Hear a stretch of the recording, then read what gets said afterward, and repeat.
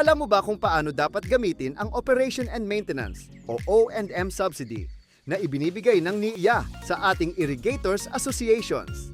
Ang tamang paggamit nito ay mahalaga upang masigurong tuloy-tuloy ang daloy ng tubig at maayos ang serbisyo sa ating mga magsasaka. Ang O&M subsidy ay hinahati sa dalawang pangunahing bahagi: Personnel Services 40% at Maintenance and Other Operating Expenses o MOOE 60%. Sa Personnel Services, maaaring gamitin ang pondo para sa sahod ng empleyado kung mayroon, honorarya ng water tenders at collectors, representation, transportation expenses, at clothing allowances, pagsasagawa ng trainings, seminars, at general assemblies, at farmer member accident insurance. Ito ay para masigurong may kakayahan at proteksyon ang mga taong nagpapatakbo ng asosasyon.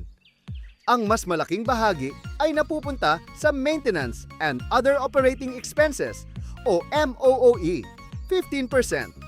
para sa repair at maintenance ng irrigation facilities, 5% para sa equipment, machinery, fuel at oil, 15%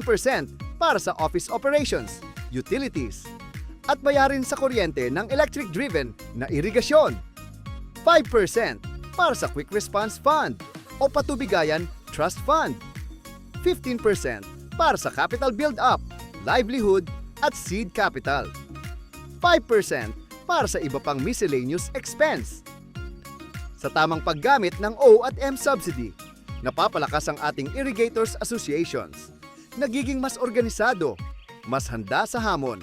at mas epektibo sa pagsuporta sa ating mga magsasaka.